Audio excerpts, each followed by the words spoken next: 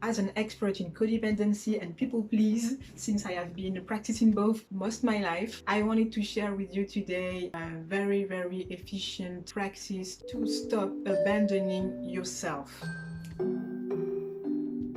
So what is abandoning yourself? Abandoning yourself is really when you put everything external before your own needs. It's when your own needs are never met. Sometimes it's because you don't even know your own needs, because you don't know yourself. You were never encouraged to develop some self-awareness and some knowledge about who you really are and what you want, your own needs. Personally, I know that growing up, I always prioritized other people's needs over mine, but all the time, even if it was to hang out with people that really treated me not well at all, I would still hang out with them. I don't know why.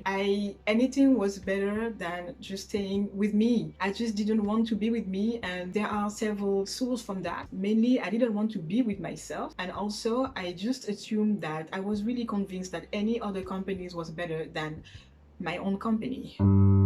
That's a bit sad for me. I actually wrote myself a letter to apologize in my healing process, which helped me tremendously. Don't hesitate to let me know if you would like to know more about that in the comments. But yeah, I just let all sorts of situations happen to me just because I really had no consideration for myself, my own needs, what I really wanted to do. So I really accepted to be the second wheel, second choices.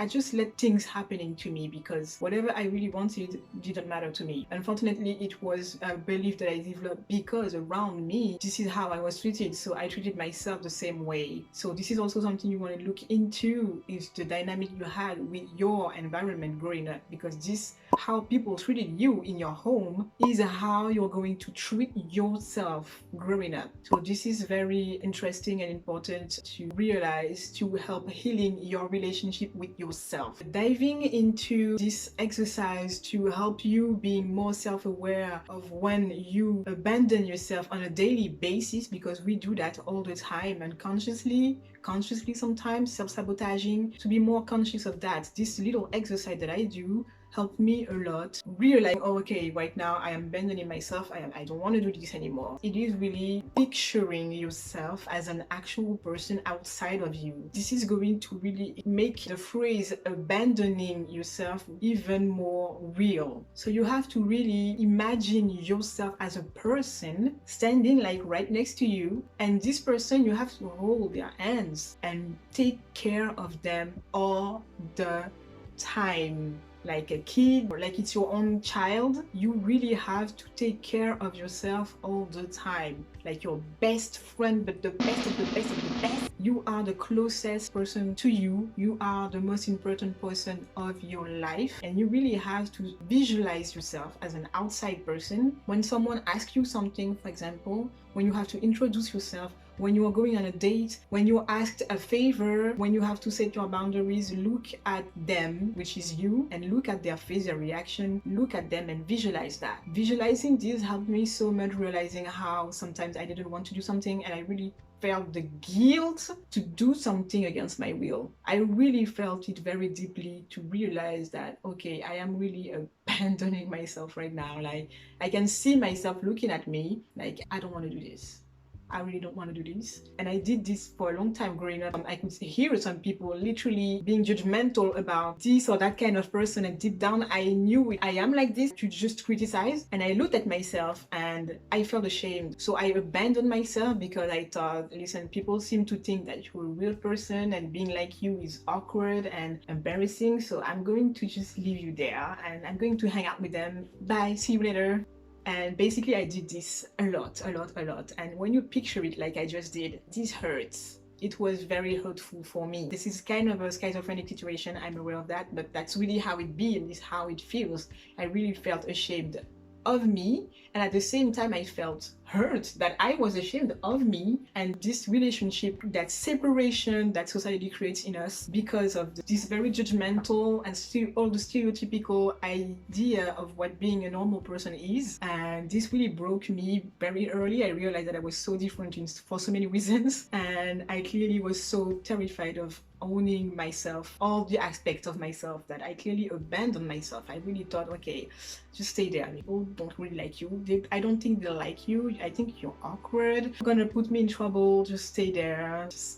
And now what I do is that I really try to try to heal this relationship with myself by visualizing me all the time, but with a different perspective. I have to take care of me now. So I really understand that it is my responsibility, my duty to take care of myself. Okay, this is my duty. I have to take care of myself. I don't have the choice. Visualize as if it was your own child. You really have to see yourself and understand that you are stuck with this person forever, for the rest of your life, and you really have to meet their needs all the time. It might look a bit annoying like this, but this is you, and you have to prioritize your needs. You have always put yourself first. You have to deeply understand how important that is. And by visualizing the situation like this, by really seeing me as an outside person, I realized what I inflicted to myself sometimes that was very brutal. Doing this little exercise really helped me building a better relationship with myself, because I could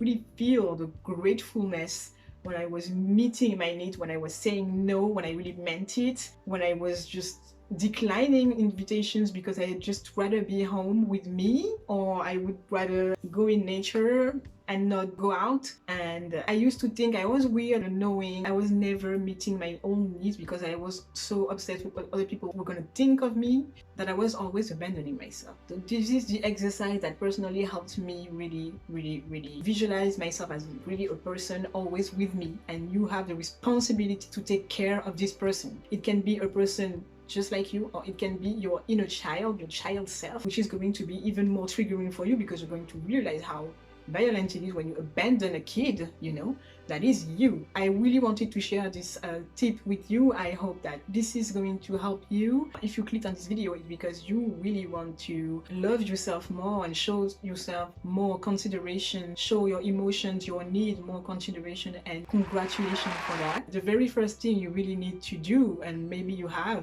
is to really understand that self-love, to nourish that self-love, to really deeply heal your trauma, if trauma there is. And your relationship with first people that you met in this world is really the key element to first nourish really the self-love. I have other videos to help you deal with codependency and people pleasing, and I highly recommend having a look at these videos if you are on your self-love journey and you would like to see more. And I will see you in the next video. Bye bye.